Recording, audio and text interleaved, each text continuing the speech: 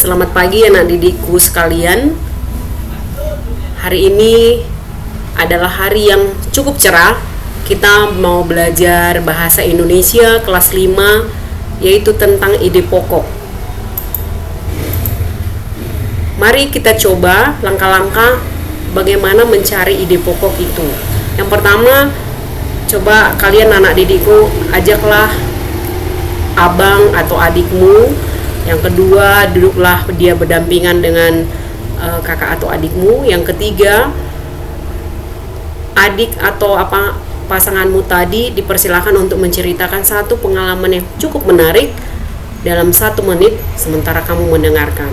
Yang keempat, setelah itu kamu diminta menjelaskan dalam 1 kalimat atau sekitar 5-7 kata apa itu ide cerita tadi. Nah, kira-kira apakah yang dimaksud dengan ide pokok anak didikku sekalian? Mari kita pikirkan bersama-sama. Ide pokok itu merupakan ide pokok yang sering juga disebut sebagai gagasan utama. Bisa juga dikatakan ide pokok merupakan kalimat utama yang menjelaskan maksud atau isi dari keseluruhan paragraf. Tahukah kamu anak didikku sekalian? Dalam 1 paragraf, ide pokok itu mengandung 2 jenis kalimat. Yang pertama, kalimat utama. Yang kedua, kalimat penjelas.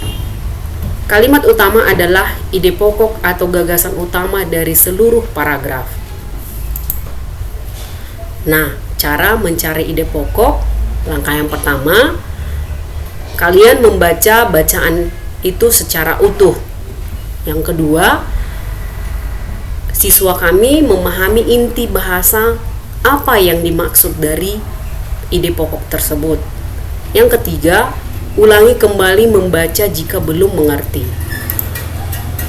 Nah, mari kita praktekkan sama-sama. Ada 1 teks bacaan, 1 paragraf saja ya. Teks bacaannya seperti ini. Di kebunku ada berbagai macam bunga. Ada bunga mawar yang harum dan bentuknya indah. Ada pula bunga melati yang rumpun dengan bau semerbak. Serta juga ada pula bunga matahari besar yang hampir memenuhi kebunku.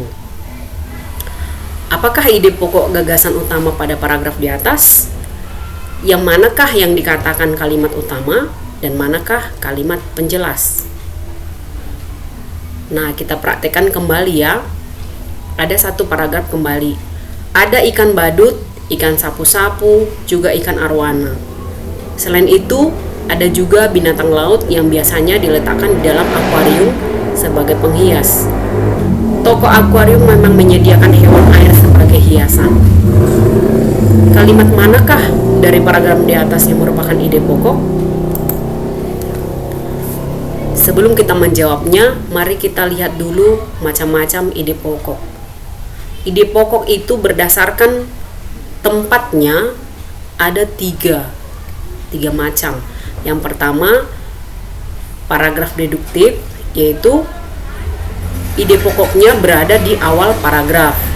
Yang kedua, paragraf induktif, letak ide pokoknya ada di akhir daripada paragraf.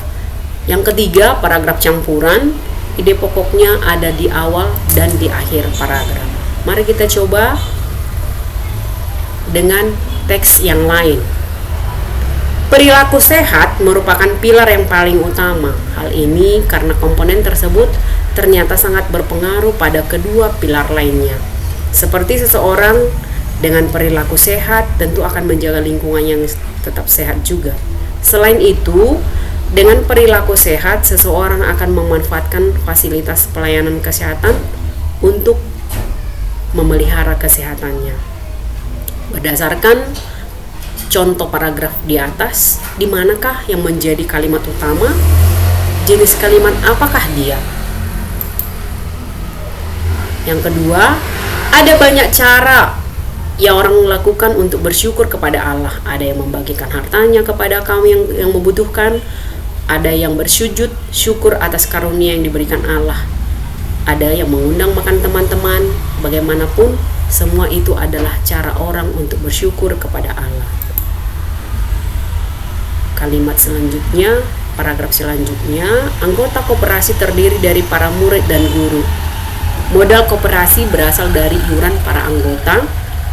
Pembentukan pengurus dan segala keputusan lainnya harus berdasarkan musyawarah anggota lainnya. Kalimat manakah yang merupakan ide pokok dari paragraf di atas? Mari kita coba membuat satu paragraf yang di dalamnya mengandung satu ide pokok. Ide pokok atau gagasan utamanya boleh diletakkan di mana saja. Nah, untuk melayani pembeli koperasi sekolah, kami mempekerjakan 2 orang karyawan. Pada jam istirahat, murid-murid ikut membantu mereka secara bergantian. Semua tugas itu dilaksanakan dengan senang. Apakah yang menjadi ide pokok pada paragraf di atas? Salah satu contoh paragraf ini relatif bencana gempa bumi dan tsunami melanda Aceh. Selain itu, gempa bumi juga melanda kota Yogyakarta dan kota lainnya. Banjir terjadi di kota Jakarta, beberapa kapal hilang dan tenggelam di perairan. Indonesia memang sedang ditimpa banyak musibah dan bencana. Bencana-bencana tersebut menelan korban, baik harta maupun jiwa. Bagaimana bencana atau musibah yang berkaitan dengan virus, penyakit juga melanda dan menelan korban yang tidak sedikit.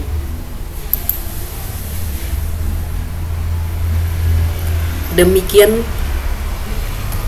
contoh bagaimana mencari ide pokok, dan paragraf-paragraf tadi yang Ibu sebutkan tadi itu ada 3. Contoh-contohnya itu semua, yang pertama itu adalah paragraf deduktif, paragraf induktif, dan paragraf campuran. Semoga anak didikku semuanya mengerti ya. Kalau ada pertanyaan yang boleh disampaikan kepada Ibu, boleh Ibu persilahkan. Terima kasih.